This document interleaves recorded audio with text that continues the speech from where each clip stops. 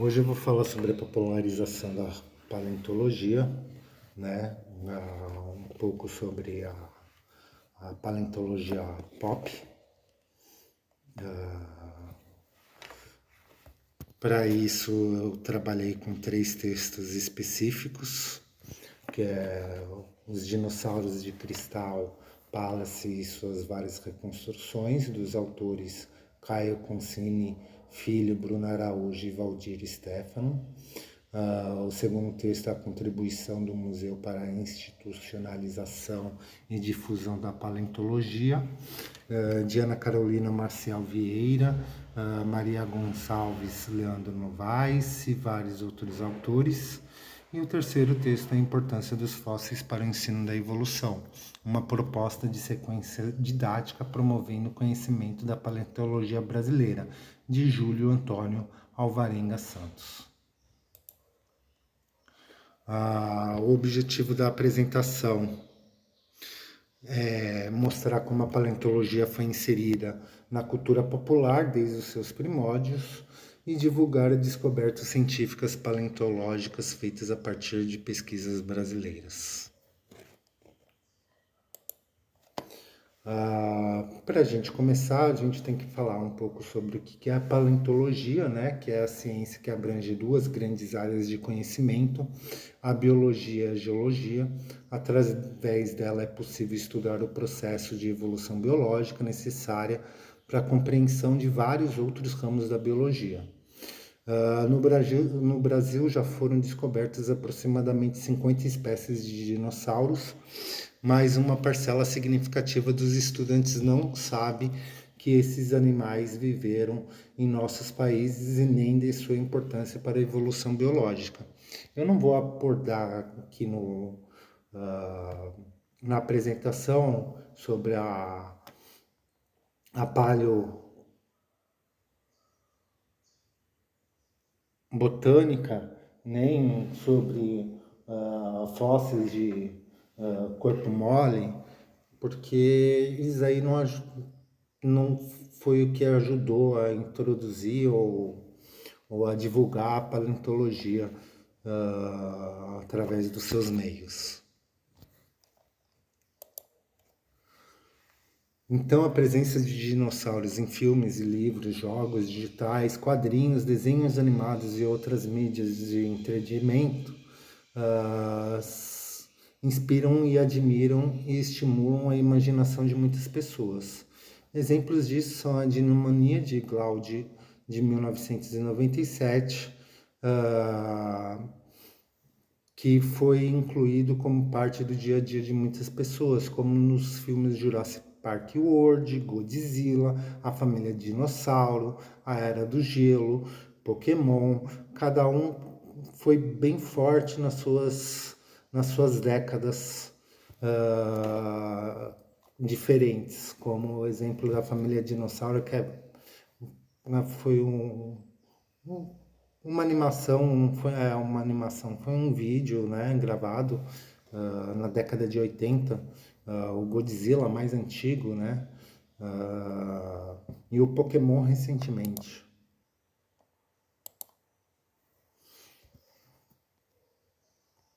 Então aqui está a imagem um pouco desses filmes, séries e desenhos que estimularam, né, a paleontologia na cultura pop.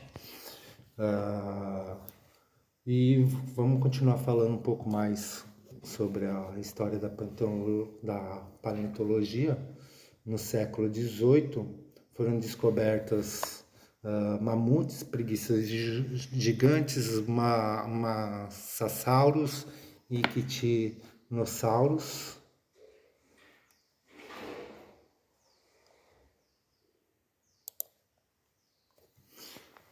No século XIX, William Buckland, em 1784 a 1856, e Gilden Algernon Mattel, em 1790 a 1852, no início do século XIX, descobriram o Megalosaurus, o Iguanodon e o Hylaeosaurus, os 3 primeiros dinossauros formalmente descritos na história da paleontologia. A descoberta do Iguanodon foi feita pela esposa de Mattel em 1822, em uma pedreira de arenito localizado em Tilgate Forest, com a descrição escrita por ele em 1825. De acordo com Mattel, na pedreira havia dentes de diversos répteis pré-históricos como crocodilos e ictiossauros. Para sua surpresa, também foram encontrados dentes muito diferentes de quaisquer outros existentes no local. Os dentes estavam desprovidos de sua maxila, tinha coroa serrilhada e tinha aparentes marcas de desgastes, possivelmente gerada por movimentos mastigatórios, sugerindo que eram dentes de algum animal herbívoro. Na figura 4 mostra essa dentição. Com o auxílio de Culver, foi determinado que os dentes eram similares ao de uma iguana, tanto em formato quanto na forma como eles deveriam se encaixar nas maxilas, e baseando-se nisso, o estranho réptil foi batizado por Mattel e Conibiari de Iguanodon, significando dentes de iguana. Mattel, 1825, página 177.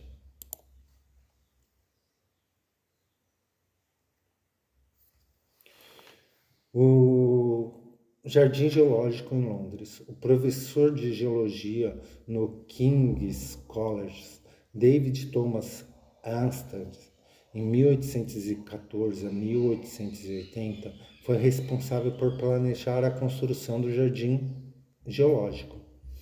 A composição do jardim, rochas de importância econômica, estruturas geológicas e restos fósseis de organismos recém-descobertos, construídos em tamanho real e de forma tridimensional. Ou seja, foi o início dos primeiros parques da temática de paleontologia. Estas últimas peças foram elaboradas pelos escultores e artistas Benjamin Waterhouse Harkins, em 1807 a 1894, eleito diretor do Departamento de Fósseis do Crystal Palace.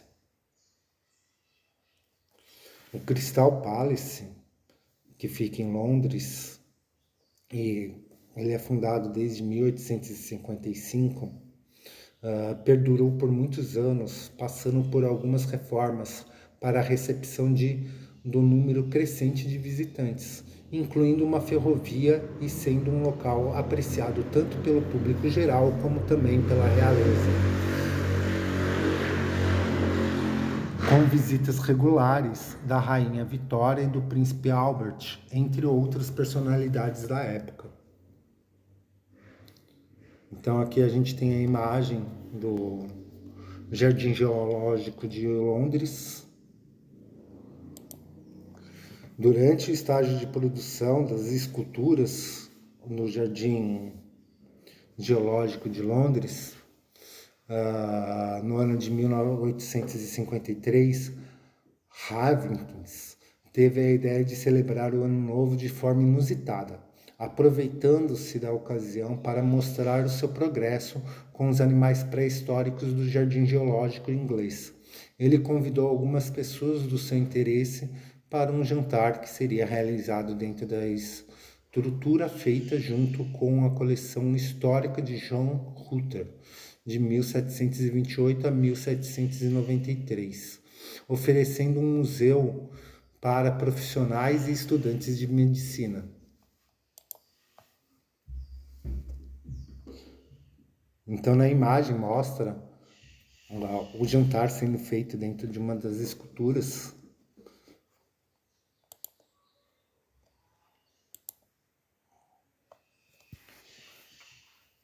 Na década, no início de 1900, ah, alguns cartões colecionáveis alemães tinham ganhado popularidade na Alemanha. Um produto da cultura estadunidense que começava a crescer no mundo. Os cartões eram distribuídos como brindes colecionáveis, que acompanhavam os produtos provindos das colônias alemãs no exterior e que eram vendidos no país. Esse marketing tinha o propósito de mostrar as vantagens trazidas pela colônia para a Alemanha. Mediante esse contexto, uma coleção de cartões específica começou a ser ofertada, contendo ilustrações de seres pré-históricos. A coleção Thierry der Huvert, em português Animais do Mundo Primitivo, era distribuída pela companhia de cacau Theodore Reichert, localizada na cidade de Hamburgo, na Alemanha. Na década de 80 e na década de 90 também teve um chocolate aqui no Brasil chamado Surpresa da Nestlé, que vinha com uns cards, uns cartões colecionáveis de dinossauros. Era bem interessante.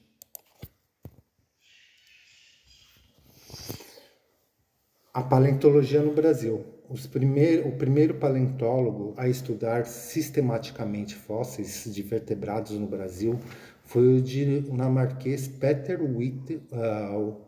William Lund, de 1801 a 1880. Desde sua chegada ao país em 1825 até 1845, Lund explorou diversas cavernas em Minas Gerais, onde retirou milhares de fósseis de mamíferos pleistocênicos. Mesmo não encontrando exemplares fósseis de dinossauros, por seu pioneirismo, Lund é considerado o pai da paleontologia brasileira. Quem deu o primeiro impulso ao estudo dos fósseis de dinossauros no Brasil foi Prince, em 1905, de 1905 a 1980. Filho de americano nascido no Brasil, trabalhou muito com rochas do período Triássico, no Rio Grande do Sul, onde encontrou fósseis de dinossauros muito antigos.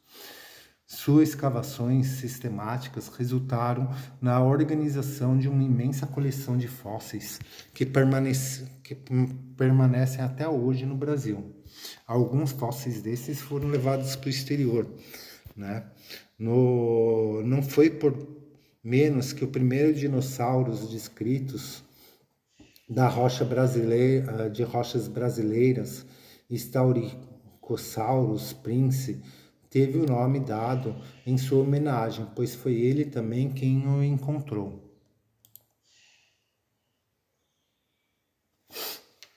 Apesar dos estudos sobre dinossauros fósseis no Brasil terem se iniciado há cerca de 150 anos, o conhecimento acumulado é pequeno, face à extensão territorial e riqueza do país em depósitos sedimentares. Em terras brasileiras, os fósseis mais antigos pertencem aos dinossauros gaúchos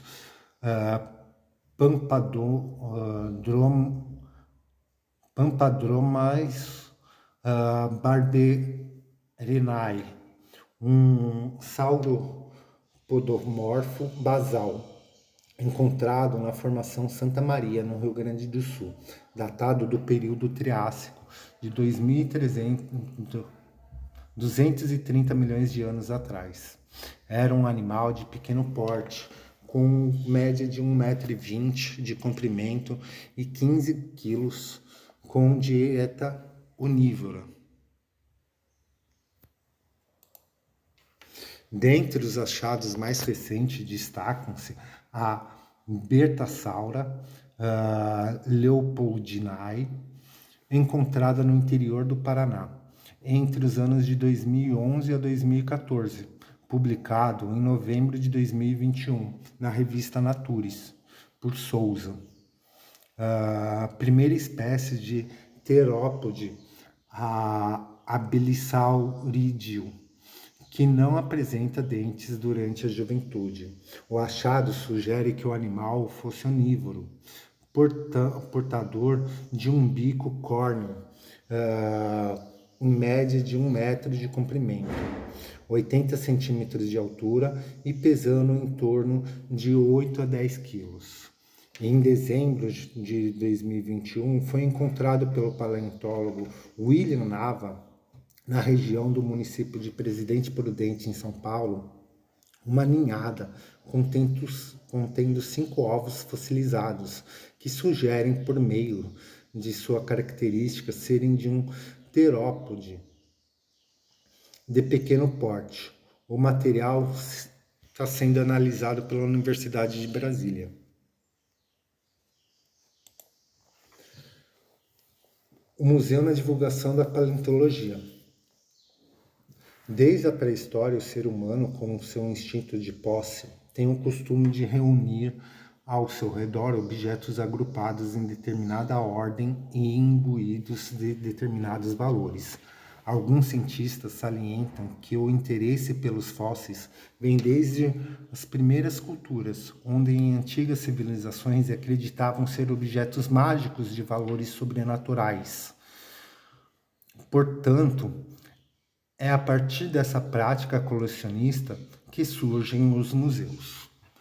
No Brasil, a paleontologia se institucionalizou no Museu Nacional do Rio de Janeiro, embora a ausência de grandes esqueletos, principalmente dos mamíferos sul-americanos, fosse de grande lamentação, sendo atribuída à insuficiência de recursos.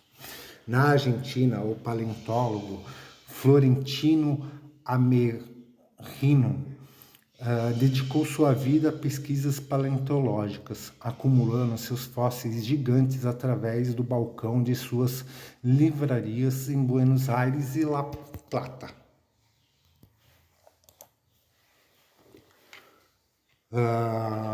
O complexo cultural e científico de Peirópolis, vinculado à Pró-Reitoria de Extensão da Universidade de Proext, da Universidade Federal do Triângulo Mineiro. Criado em 1992, o Museu dos Dinossauros, além de exercer funções de preservar e expor os fósseis encontrados na região, é considerado um novo meio de estimular a economia local através do crescente turismo, onde atrai instituições e estabelecimentos públicos e privados. Esse turismo paleontológico, além de ter o compromisso e o dever de não degradação do ambiente natural nem social, e conta com a ajuda de comunidade local para saber sobre as modificações sociais, econômicas e culturais ocorridas com o advento do museu.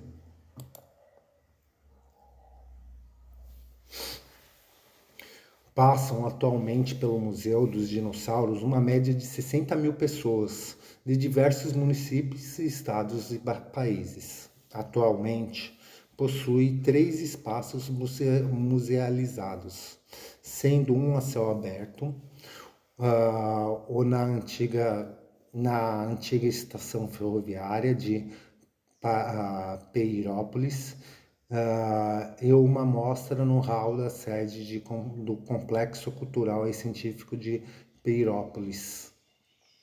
Nelas podem-se observar réplicas em esqueletos, reconstruções em vida, cenários, dioramas, além de um acervo bastante representativo de fósseis de diversos componentes da biota dessa região, em especial os dinossauros. Para melhor atendimento, oferece mediadores treinados para dar explicações e esclarecer dúvidas.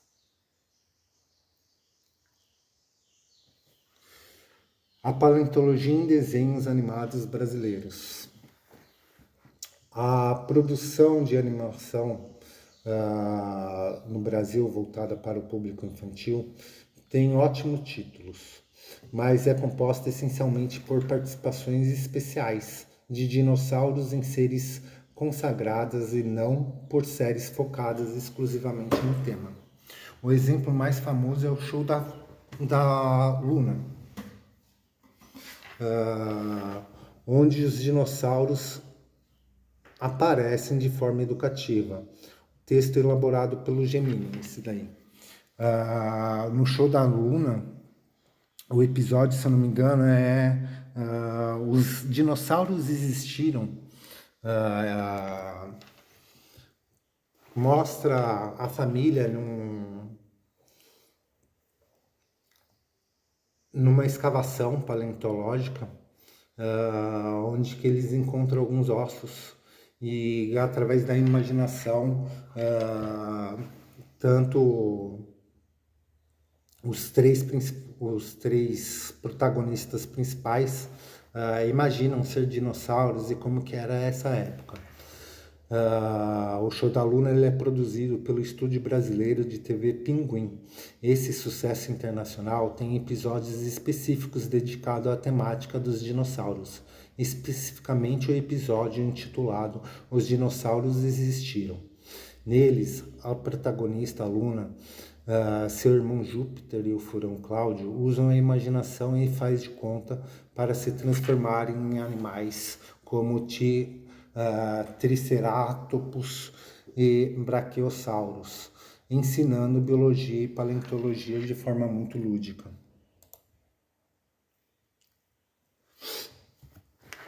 Nino, Dino e seus amigos dinossauros, uma animação educativa brasileira que acompanha a rotina de um simpático dinossauro e sua turma.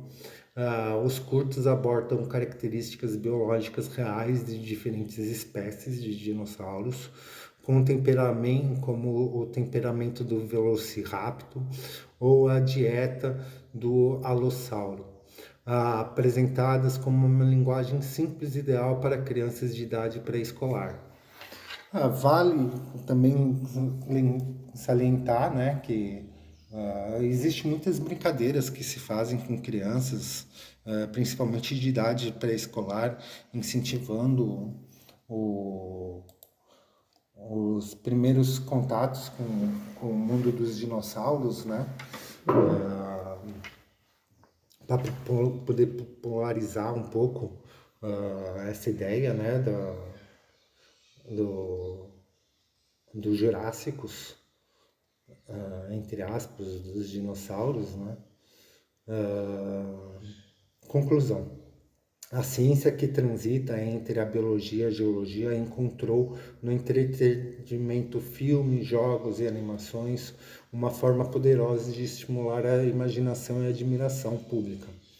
Ferramentas lúdicas como os cartões colecionáveis alemães do século XX e animações brasileiras contemporâneas como o Show da Luna e Nino Dino são essenciais para ensinar conceitos complexos de evolução biológica de forma acessível. Tem um episódio do Pokémon que eles estão numa escavação paleontológica, escavando os dinossauros de ossadas de Pokémons antigos, que dá o início, né? É uma introdução à paleontologia bem interessante, por mais que seja de forma lúdica, mas eles mostram alguns detalhes bem interessantes. O Brasil possui uma riqueza paleontológica significativa, com cerca de 50 espécies de dinossauros descobertas, incluindo achados raros como Betasauro leopoldinae e ovos fossilizados. No entanto, ainda existe uma lacuna de conhecimento, pois muitos estudantes desconhecem que esses animais habitaram o território nacional. O legado de pioneiros como Peter Ludd e Llewellyn Ivor Prince precisa ser reafirmado para fortalecer a identidade científica do país. A questão da separação dos continentes, né, as épocas, fazer essa contextualização histórica, geológica da formação dos continentes, é essencial para poder compreender a interação paleontológica, paleobotânica, da formação do planeta, né? Museus como o de Peirópolis, na UFTM, exemplificam como a paleontologia pode ir além da academia, promovendo o turismo paleontológico.